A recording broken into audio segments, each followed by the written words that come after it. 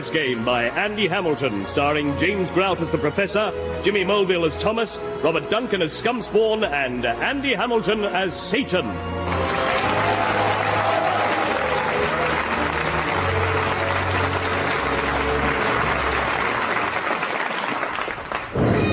Ta-ta-da-da, don't panic, it's only me, Satan, Prince of Darkness, and all-round tasty geezer, in it respect. Hey, Prof. Hey, Prof, you fancy a quick trip up to the land of the living? I want to show you this brilliant new bit of diabolical mischief I've come up with.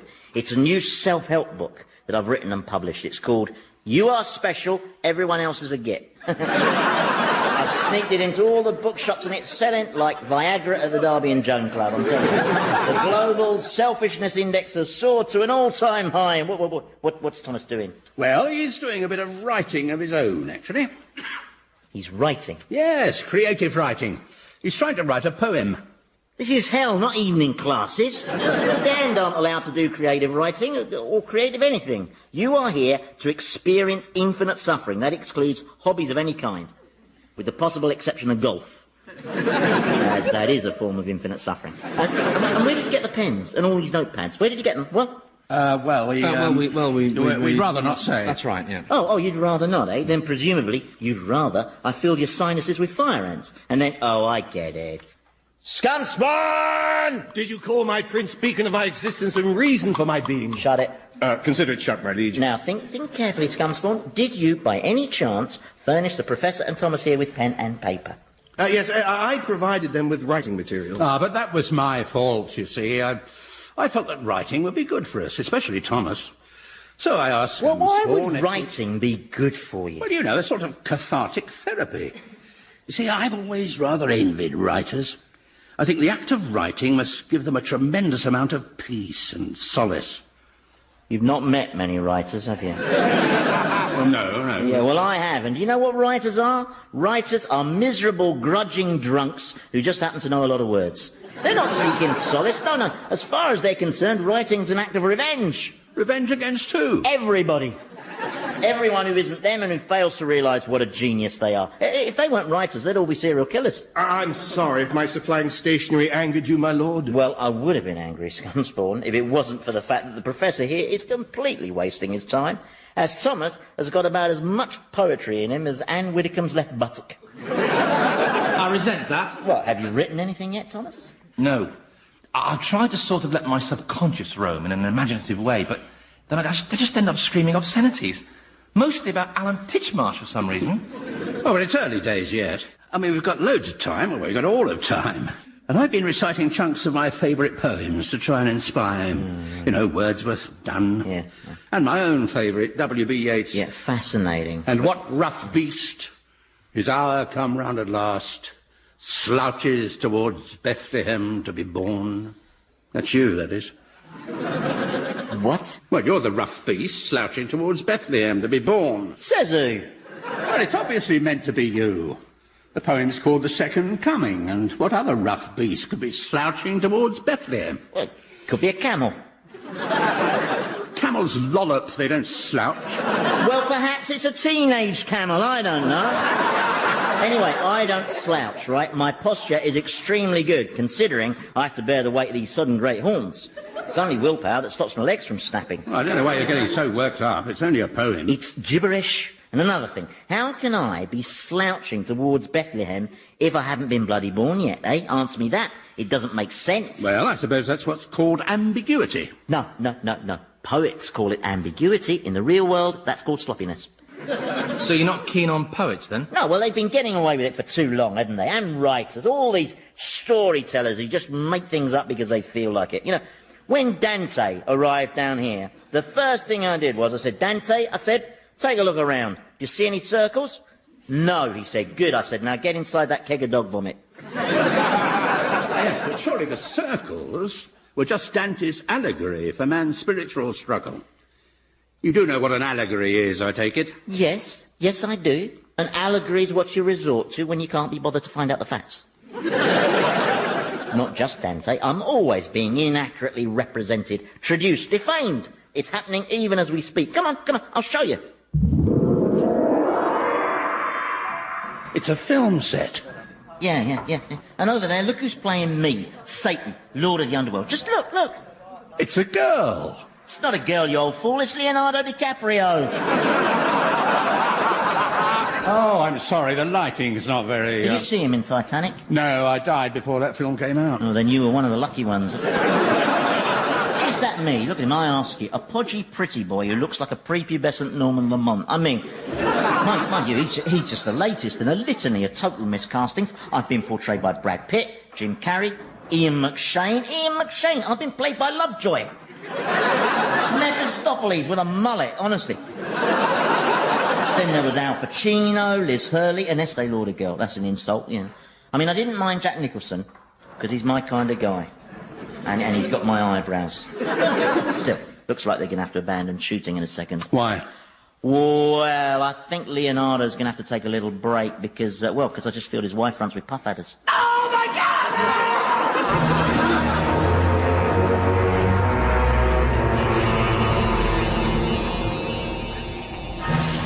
You're back, my master. I missed you so much. Yeah, shut it. You see, Prof, the trouble with being Satan is that you're always being demonised. You know, especially by the media. Oh, tell me about it. When I was alive, they made this revealing documentary about me. It was scandalous, full of misrepresentation and exaggeration. For a start, they made the murder thing sound a lot worse than it actually was.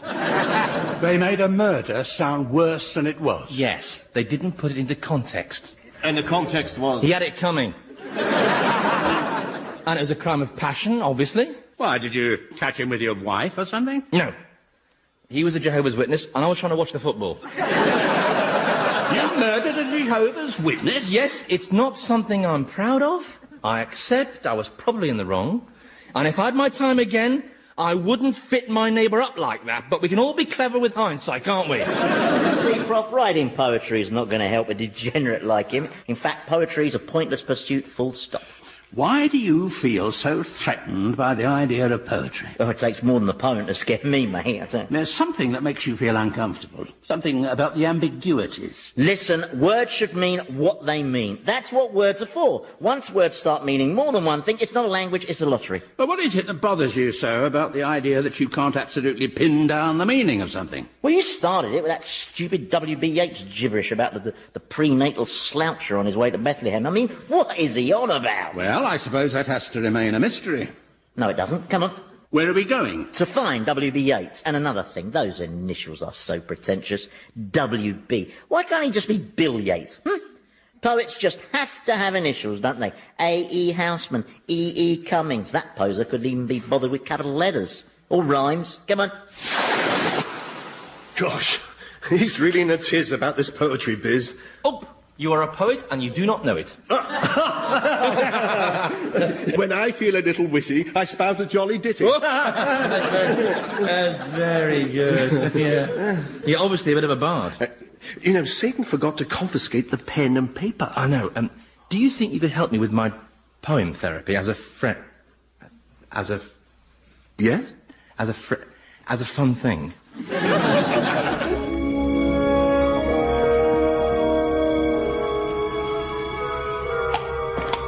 So, where will we find this W.B. Yeats then? Oh, you'll be in Poets' Corner, which is just the other side of this section. And what's this section? The writer's block. You mean these poor souls are all writers? Yeah, surely you worked that out from the clouds of dandruff. My goodness. So, do most writers end up in hell? All writers end up in hell. Because they not only live bad lives, they imagine bad lives. You can't get more depraved than that. So they have to be punished. And this is their punishment block, where all writers are tormented by their own creations. Oh, my God. Over there, you can see Charles Dickens being eternally beaten up by Bill Sykes and a horde of lisping orphan cripples, whilst receiving groundless reassurance from Mr. Micawber. Fear not, young sir, you're just waiting for something to turn up. Yeah. And down there is Flaubert, chained to a Madame Bovary, who just keeps whittering on about how dull provincial life is. And to the right, you can see the great Ernest Hemingway, trapped in an eternal bullfight. Well, fight is possibly not quite the right word. But that bull must be 30 feet high. What's that in Hemingway's hand? Cocktail stick.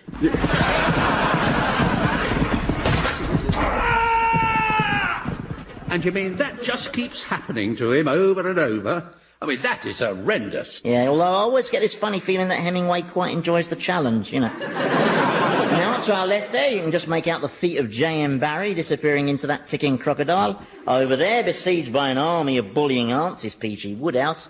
And over there, well, you probably don't want to see what Mellors the gardener's doing to D.H. Lawrence. Oh, my God, was that him? No, that was two screams. No, that's the Brothers Grimm being pursued by a psychotic witch made out of gingerbread. Oh, this is vile. Oh, thanks very much, yeah. My demons love playing the parts of all these fictional creations, though they do tend to fight over whose turn it is to be Moriarty and chase Arthur Conan Doyle with the massive painted dog. Oi, I know you poxy great pinnock. You remember Jane Austen, Professor? Yes, I do. You've introduced me to her before. Yeah, Jane Austen's torment is to be surrounded by silly relatives and unreliable army captains. Yeah. But the demons taking on the guises end up with a lot of bite marks. Yes, she does seem rather aggressive. Do you want some? Leave it, Jane, leave it. Got to drink, I think. Let's see who else have we got. Oh, yeah, there, Lewis Carroll in a new Wonderland, where he's being persecuted by the Mad Hatter, a March Hare and a panicky white rabbi. Which I suspect may be an administrative error. I'm late, oy vey, but I'm late. And this is no coward. Oh, stop it, dear boy. You're so terribly frightening. Yeah. And he's being confronted by Godzilla. But Noel Coward didn't write Godzilla. Oh, no, I got bored. Most promising QCs in the country. You're terribly shy with women. You were editor of the Express, if I remember correctly. Yes, one of 7 in the last 8 years. But why are they talking like that? Oh, these demons are portraying characters from a Geoffrey Archer novel. Be curious about why I place such importance on this scrap of useless paper. Mind, it's not easy. With no commas and all those subordinate clauses Archer writes, they tend to hyperventilate and black out. Risk international embarrassment should you fail to... Like that. And are they here ready to torment Archer when he arrives? No, they're to torture the writers already here. Yeah, I torment them with Archer's dialogue and his sales figures. Anyway, I don't want Archer coming down here, lowering the tone, barking out tall tales about how he was the youngest viceroy of India ever to win Olympic gold in the 200 metres hurdles while simultaneously splitting the atom. Yes, he does live in his own strange world of fantasy. Yeah, trouble is he tries to make the rest of us live there with him. Now, come along, Prof, you're dawdling. Come on. Well, how much further is it to this poet's corner? Oh, not that far now. If you listen carefully, you can just hear the sound of Wordsworth being savaged by 1,000 carnivorous daffodils.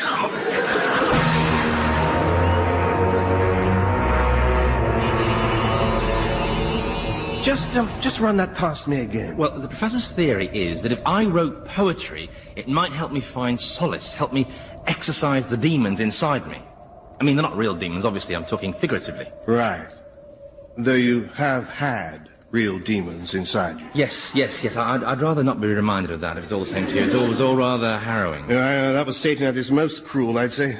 Apart possibly from that time he made you strip naked and then fry that very fatty bacon. Yes. I'd rather not be reminded of that either, thank you. So, have you written anything so far? Well, I've managed one effort, but I don't think it's any good. Oh, come on. I'm sure it is. No, it's... Let's hear it, come on. No, I can't. Oh, please, no, I want I'm to hear sorry, it. I can't. All right, fair enough. Oh, very well. Then look, you twisted my arm. It goes like this. My poem. Hate, hate, hate, hate, hate, hate, hate. Hate, hate, hate, hate, hate, hate, hate. Hate, hate, hate, hate, hate, hate, hate, hate, hate, hate, hate, hate, Alan Titchmarsh.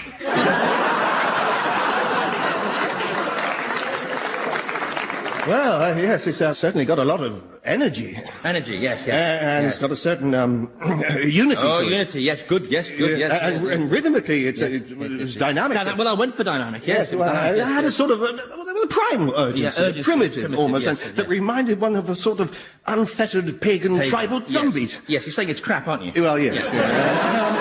But, you know, it's interesting crap. I mean, why this obsession with Alan Titchmarsh? I don't know. I give free rein to my subconscious, and that's what popped out. Perhaps subliminally, I hate Titchmarsh because somehow I feel he's all that stands between me and Charlie Dimmock. I don't know. But that's the best I could come up with, and it's pathetic. Well, perhaps if you could sort of relax, then your mind might free up the images that, well, don't involve hating TV gardeners. Oh, you make it sound so easy. But I can't relax. Spent my whole life unrelaxed, not knowing how to relax, not daring to try, because if I relax, then I'd drop my guard. And then they'd get me. Who's they? Oh, the great predatory they, out there lurking in the long grass. Oh, of course, yes. Yeah, they've always hated me, you see. Do you know how many people attended my funeral? 3. My brother, my wife, and a man from the fraud squad. Not exactly mass mourning, was it? Well, I bet people were upset. Well, my wife was upset by the low turnout, yes. Well, there you are. She said it wasn't enough people to do a Mexican wave. My brother cried, though. Isn't that odd? Well, I'm not really. You'd have cried at his funeral, wouldn't you? Afraid not. He can write poems, my brother. He was always the jammy one. Anyway, how come you know what happened at your funeral? Satan videoed it for me. Oh, I'm giving up this poetry, cobblers. I'm beyond help, I'm a freak. Oh, no, don't give up. Let's have another try, eh? Look, never give up. Yeah, I really appreciate your support, Scumspawn. I really do, but could you take your claw off my shoulder? It's drawing blood. Oh, I'm sorry.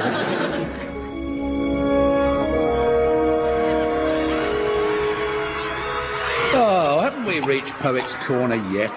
Yeah, this is it. Can't you tell? The screaming's got much more effeminate. Now, I'm just looking for your W.B. Yeats code. Oh, good grief, a tiger. Yeah. He's quick, that William Blake, isn't he? And what are those demons doing? Looks like some kind of party game. Yeah, they're playing Blind Man's Buff with John Milton. In the buff. Serves him right. He made a fortune out of me with his Paradise series. Paradise Lost, Paradise Regained, Paradise Fell Down the Back of the Sofa. Oh, but what poetry, eh? Miltonic verse has got such music to it.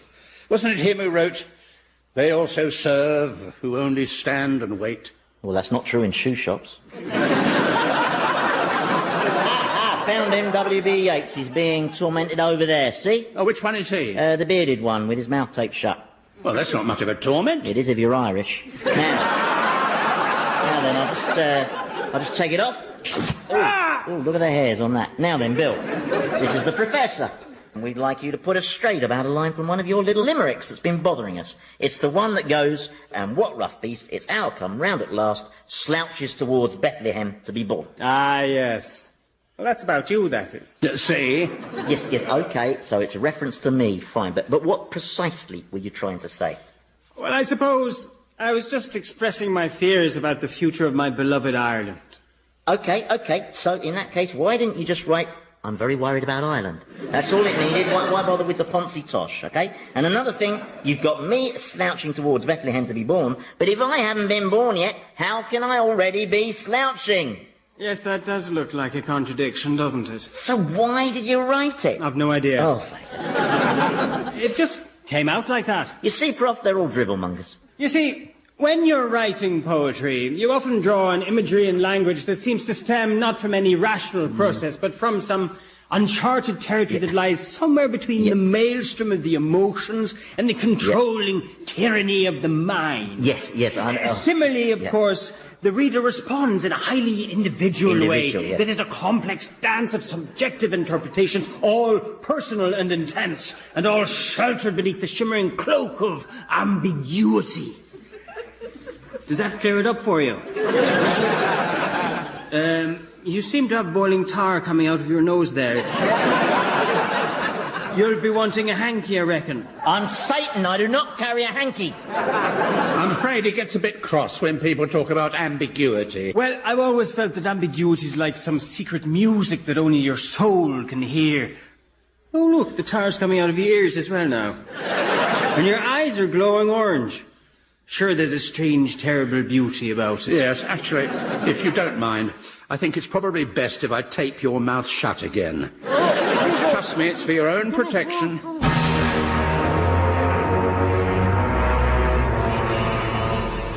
So, The expedition was not a success then.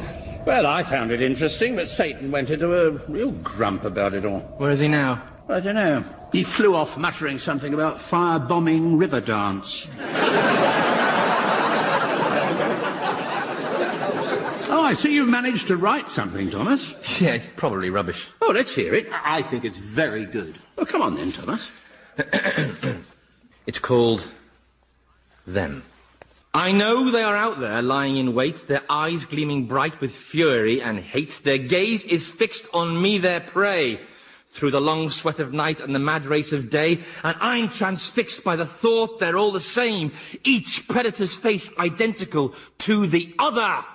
And I know that man. I know who he is, for it is the accusing face of Alan Titchmarsh!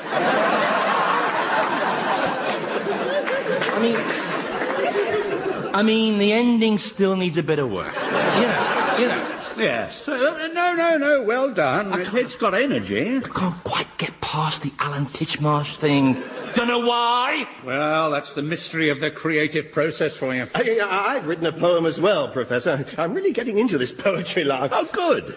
Who's your favourite poem by? Oh, a man called Henry Francis Light. He wrote Abide With Me. Oh, what, the thing they sing at the cup finals before the parachutists land in the centre circle with purple smoke coming out of their ankles? Yes. I think the Cup Finals Association is why I find it so moving. I remember singing it in a huge packed crowd at Wembley Stadium. And a man in a white coat, northern chap, he used to stand on a tower in the middle of the pitch and lead us in the community singing. And he used to call out each line as he got to it. And the whole crowd sang. 100,000 people, jammed so tightly that if you got taken short, you had no choice but to pee down a rolled-up newspaper and hope that no one noticed their leg was soaked in urine. Guess all that's been lost now. Yes. It's the young people I feel sorry for missing out on a unique experience like that. I think it's the simplicity of the words I find so moving. Abide with me. Fast falls the eventide. The darkness deepens. Lord, with me abide. Lord, with me abide.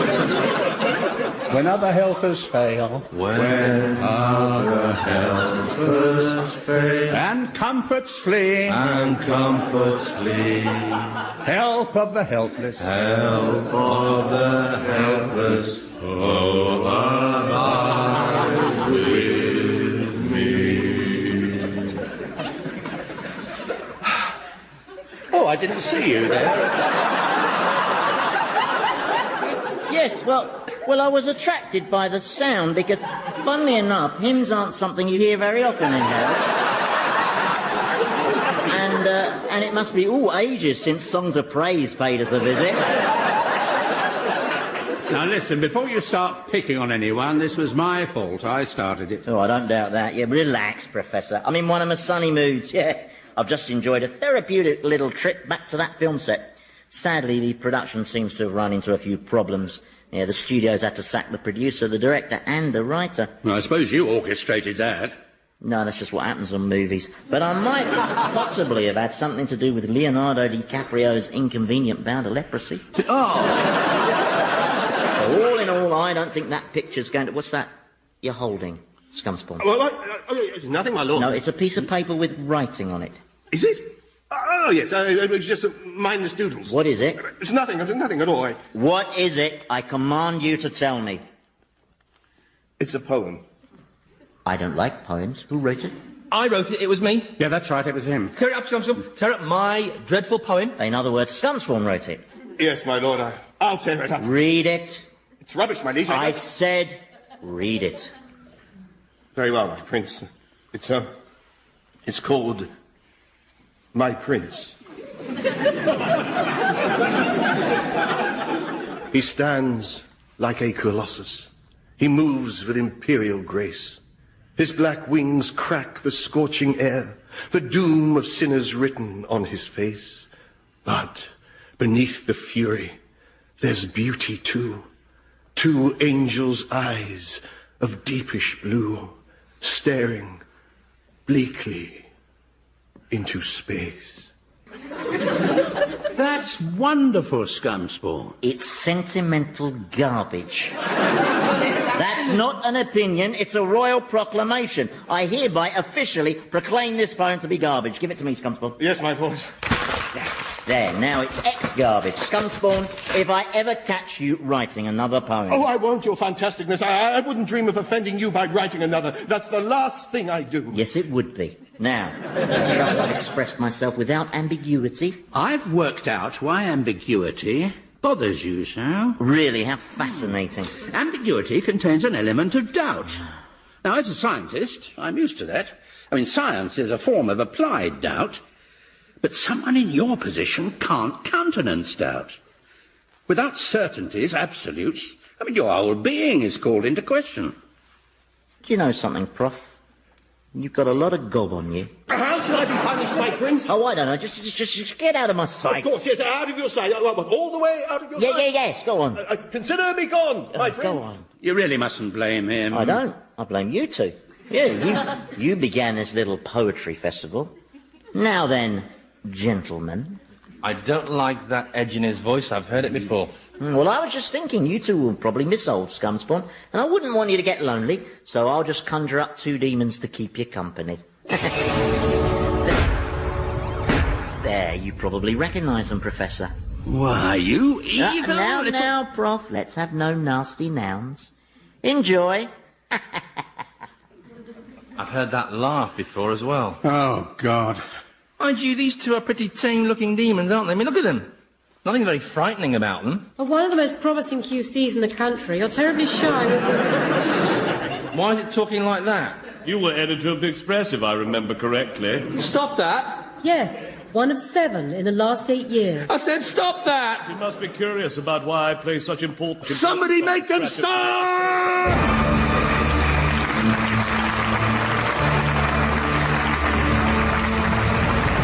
Old Harry's Game featured Andy Hamilton as Satan, James Grout as the Professor, Jimmy Mulville as Thomas, and Robert Duncan as Scumspawn, with Felicity Montagu, Philip Pope, and Michael Fenton Stevens. The programme was written by Andy Hamilton and produced by Paul Mayhew-Archer.